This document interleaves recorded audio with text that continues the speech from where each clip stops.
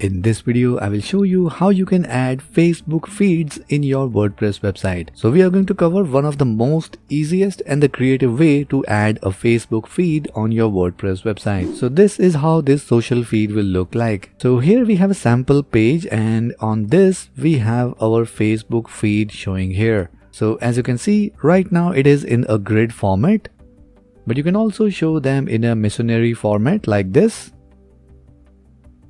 or you want to show them in form of a carousel like this one. So we are going to use the social feed block from the Plus add-ons for Gutenberg, and under that we are going to use Facebook feeds. Now we can also show feeds from various other platforms, and that we are going to cover in a separate video. And once the video is live, we will put the link in the I button above and the video description below, so make sure you go ahead and check them as well. But in this video, we will only focus on the Facebook feed. So if that sounds interesting and you also want to show your Facebook feed on your website, then hop in and I'll show you everything step by step. My name is Ankit Sharma from the team POSIMYTH, and if you want to deep dive in the world of WordPress using Gutenberg, then make sure you subscribe to this channel and hit the notification bell so that you can get notified whenever we upload our next video.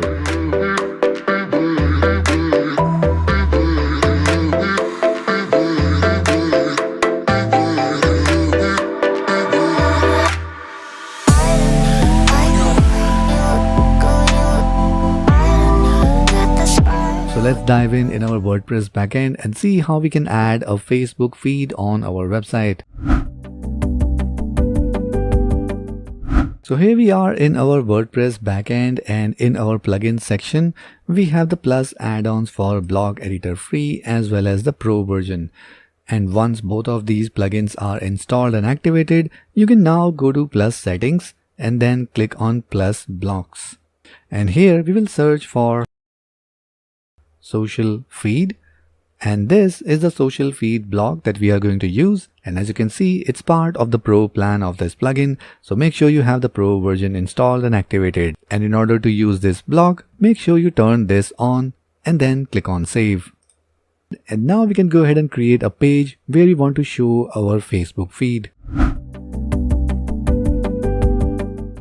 So let's go to pages and then click on add new, and let's call it Facebook feed. And after that we are going to add a new row, and let's choose a single column layout. And under this we are going to search for social feed. So this is the TP social feed block. So let's go ahead and add this. And once this block is added, we can go to the settings here on the right hand side. Here under layout, the first option is content feed. So how we want to show this content? So we have grid, missionary and carousel. So right now we will go with grid. And after this we have the style option. So how we want to show this content? So here we have different styles. So we will cover that in a few minutes. But the most important part is the content itself.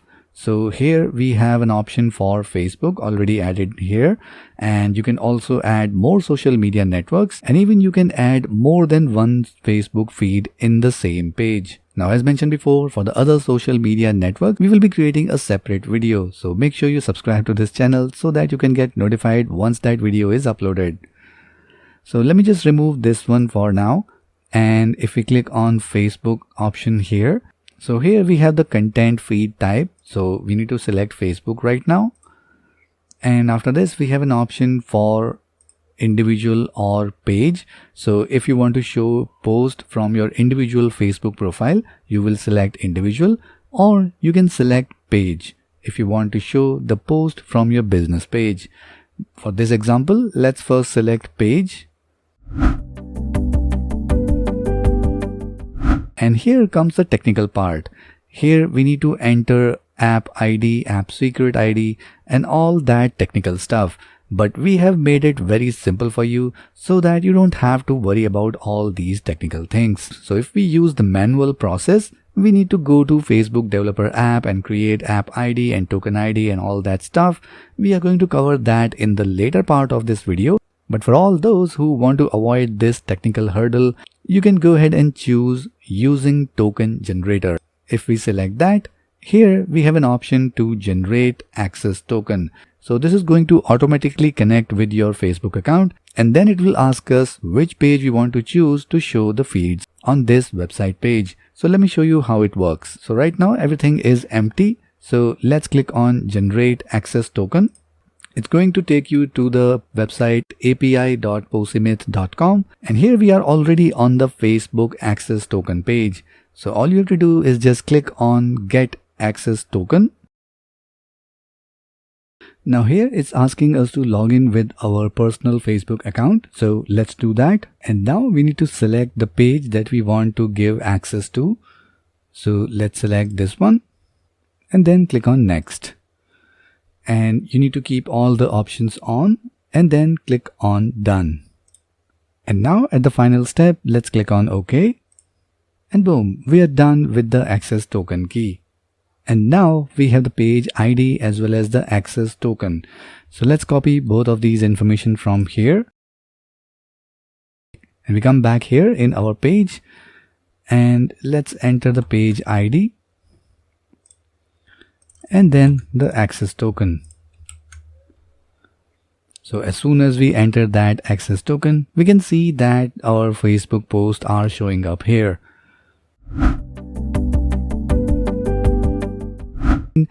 The other way is manually. So this is for all my geeky friends out there. If you want to do everything manually in the backend of Facebook and create an app ID and app secret key and then generate this token, you can use this manual option. Or just in case, by any chance, if using token generator is not working, this is how you use the manual option. So now if we turn this into manual, we still able to see all the posts. And this is because our access token is already entered here and it is now saved in our Facebook profile. So we need to go in our Facebook profile and delete this access token so that we can do a fresh start. So all you have to do is go to your Facebook personal account, and on your profile picture here, you need to go to settings and privacy and then click on settings. And here you will find security and login, and here you need to go to business integrations, and now you will see all the access tokens that you have given to various other websites. And here on the top we have our POSIMYTH products API. So we need to remove this so that we can generate a fresh token. So let's remove this, and you can uncheck this option of sending notification, and let's click on remove, and now we are done. So now let's update this page once and then refresh this page. And if we come back here in our content, we will choose manual and we will remove this access token page ID from here. And now we need to create an app in the Facebook backend and then add all the credentials here. So for that, we need to go to Meta for developers, that is developers.facebook.com. And here you need to log in with your normal Facebook ID. So if you are already logged in into your Facebook account, you will see this option, My Apps. Let's click here. And here you need to click on Create App. And from all these options, we just need to select None and then click on Next. So let's give this app a name, and you need to enter a contact email ID. And then just click on Create App, and then you need to enter your password for Facebook account and then click on Submit. And once you are on this page, you just need to click on Settings and then click on Basic. And here we have our app ID as well as app secret key. So let's copy this from here. So we have our app ID pasted here, and let's click on app secret. So we will click on Show. Let's copy this and paste it in the app secret ID. After this, we need to give the app domain name. So here we need to enter the domain URL where we want to show this Facebook feed. And you can also enter the privacy policy and terms and service URL for that website. And then click on Save Changes. After this, you need to go to Products and click on Add Product. And here you need to choose Facebook Login. So here, let's click on Setup and we will choose Web. And just enter the URL of the website and then continue. And we need to go to settings here, and then we need to turn this login with JavaScript SDK. Make sure this one is on, and here we need to enter the domain URL again and then click on Save Changes. And now if we come back here on our feed page, Here we need to click on Generate Access Token. Let's click on this. So once again, it's going to log in with your personal Facebook account. Let's continue. And once again, here we need to choose the page which we want to fetch the feeds from. Let's select this and then click on Next. And once again, we need to keep all these permissions on. So let's click on Done. And then in the final step, let's click on OK. And now you see we have access token and the page ID back again. And we again see all the Facebook page feed. So let's go ahead and update this page. So now we see our Facebook feed are back again, and this time we use a manual and a little bit of technical process. But for a non-technical user, it will be much easier to go with using token generator. Below this, we have an option to select the content type that we want to show. So here we will select all of the content. And after that, we also have an option to show album. So if we turn this option on, we will be able to see the images as per the folders on our Facebook page. So here you see mobile uploads, cover photos and timeline photos. So if you want to show all these folders from Facebook page, you can turn this option on. But right now we will turn this off. You can also limit the maximum results that you want to show in this feed. So right now it's set to 6. So we will leave it as it is. So let's click on Publish and see how it looks in the front end. So here we have our Facebook page feed showing on our WordPress page. And if we scroll down, here we have social feed option. So here we can turn on and off the backend visibility. So if you turn this off, you won't be able to see any preview here. And for the maximum post, it will go up to 100 posts. If you want, you can also filter the media as well. So all the posts with media or without media will be visible in the front end. So we will leave it on default. After this, we have show titles. So this feature is not for Facebook. It's for YouTube, Vimeo and Instagram. So we will cover that in the respective videos. After this, we have display ID and exclude. So from all these feeds, if there is any post that you want to hide in the front end, so you can turn this option on. And now you see that we have IDs assigned just below each of these posts. So let's say you want to hide any of these posts. Let's say this one. So let's copy from here and let's paste the post ID. And now if we click on update and then refresh our front end, this post should not be visible here. So let's try it. So now you see that post is gone. So in the same way, you can use this option to exclude any of the posts from the feed if you want. So after that, we have filter option. So here, if we turn this on, we will see all option here because there is only one feed that we are showing in the front end. Now let's say if you want to show more feeds like Facebook, Instagram, YouTube all in one place, then you will be able to use this category filter. And it's going to look something like this.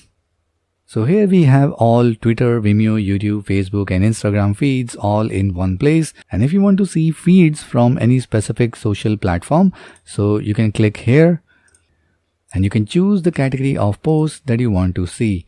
So you can use this option if you are showing more than one social media post in the single feed. So right now we will turn this off. And after that we have load more or lazy load. So after 6 posts, you can assign how the more post will be loaded. So if you add load more option, then there will be a button. So the user will only be able to see more posts if they click on load more button. Other than that, if they choose lazy load, then it will automatically start loading the next few posts from the feed. So depending upon your requirement, you can choose any option here. And of course, if you choose load more, you can change the text as well as the loading text and all done text from here. After that, we have column manager. So right now we have 3 column layout. You can increase or decrease the number of columns from here, but 3 column is a good layout for now. And of course, we can increase or decrease the gap between the columns. So you can use this from here. After that, we have extra options. So here is the refresh time, which is set to 1 hour right now. But it is advisable that you use 1 day refresh time so that the API don't have to fetch the fields very frequently, and it will be a less burden on your website as well as on your website server. So we will keep this on 1 day and that will be good enough. After that, we have text limit option. So if you turn it off, you can see the complete post text here. And if you turn this on, here you can do the limit based on characters or words. So if we choose words and then choose maybe just 10 words, so this is how it's going to shorten the text here. And instead of show more, maybe you can just type in more, so something like that. And if you want, you can show or hide these 3 dots as well. After that, we have what to be done when you click on the post. Right now it is set to do nothing, but you can choose to go to website. So if someone clicks on the post, they will go to the respective Facebook page in this case. Or there is an option to open fancy box. So if we choose this post will open up as a pop-up. So let's see how it looks. So if we update this here and refresh our front end. So if we click any of these posts here, it's opening as a pop-up. And from here itself, you can navigate through the feed. So you can choose the option as per your requirement. After this, we have curl SSL verify peer. Right now, this option is by default on, so that we have a secure connection between your social feed and your website. So the API will be fetching your feeds in a very secure channel. But there are some servers like localhost, they don't allow a very secure connection. In that case only you can turn this off. But by default you should keep it on so that you have a secure connection. Now the next option is performance. And this is the hero of this entire social feed block. So when we have a social feed like this on our web page, anytime a visitor visits this page, the API is going to make a request to the social media platform to show the current feed, and that actually could slow down your website. And that is the place where this option comes in.